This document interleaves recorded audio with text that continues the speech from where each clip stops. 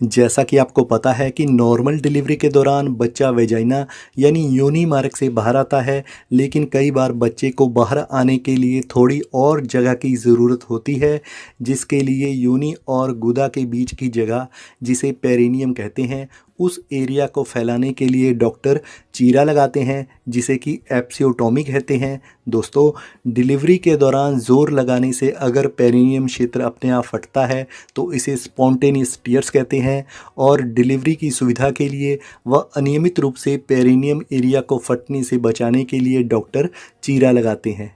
दोस्तों, डिलीवरी के दौरान अगर बच्चे को बाहर निकलते समय आपकी योनि बहुत ज़्यादा चौड़ी नहीं हो पा रही है तो चीरा लगाने से बच्चे को बाहर आने में मदद मिलती है।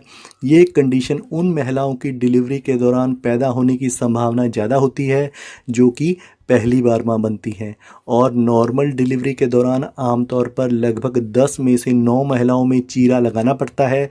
लेकिन इसे लेकर आप ज़्यादा परेशान ना हो, क्योंकि ये चीरे छोटे होते हैं और कई बार तो इनमें से कुछ में टांके लगाने की भी ज़रूरत नहीं होती।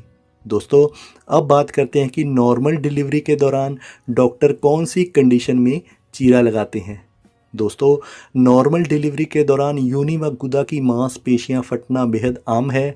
अगर आपका योनि और गुदा के बीच की जगह यानी पेरिनियम काफ़ी तंग व कसा हुआ है और फट सकता है, तो ऐसी कंडीशन में डॉक्टर चीरा लगा सकती हैं।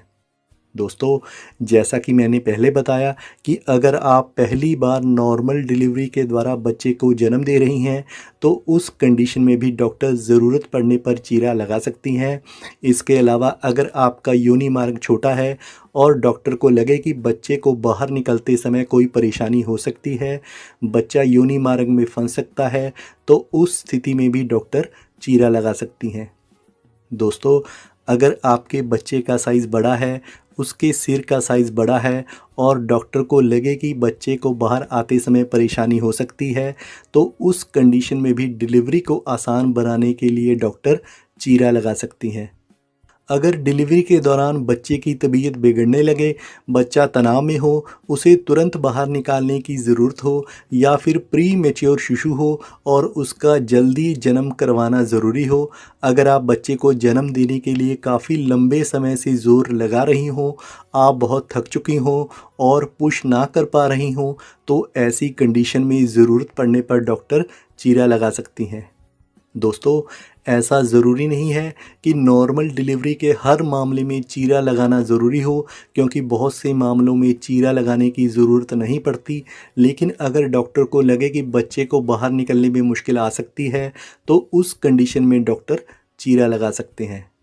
दोस्तों, बच्चा बाहर आने के बाद और प्लेजेंटा यानी कि गर्भनाल को निकालने के बाद डॉक्टर पेरिनियम एरिया में चीरे वाली जगह पर टांके लगा देते हैं, लेकिन कुछ मामलों में टांकों की भी ज़रूरत नहीं पड़ती, और ये इस बात पर निर्भर करता है कि बच्चे को जन्म देने के दौरान पेरिनियम एरिया कितना फटा है और या फिर उसमें लगाया गया चीरा कितना गहरा है।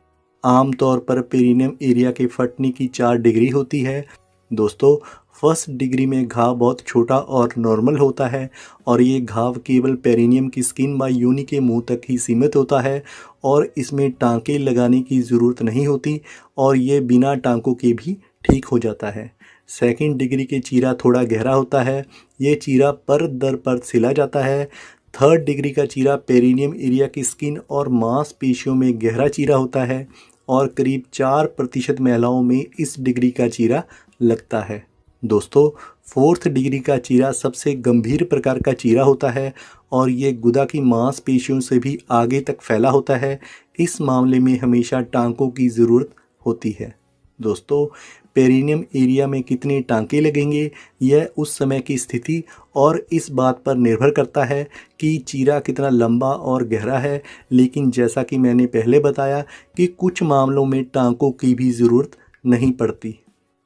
दोस्तों, आप इस बात को लेकर बिल्कुल भी घबराएं ना कि जब डॉक्टर चीरा लगाएंगे या टांके लगाएंगे तो आपको दर्द होगा, क्योंकि डॉक्टर पेरिनियम एरिया को पहले लोकल एनेस्थीसिया का इंजेक्शन लगाकर सुन्न कर देते हैं, तो उस दौरान आपको दर्द का बिल्कुल भी एहसास नहीं होगा। कहने का मतलब है कि चीरा और टांके लगाने के दौरान दर्द बिल्कुल नहीं होता। आप इस बात को लेकर बिल्कुल बेफिक्र रहें।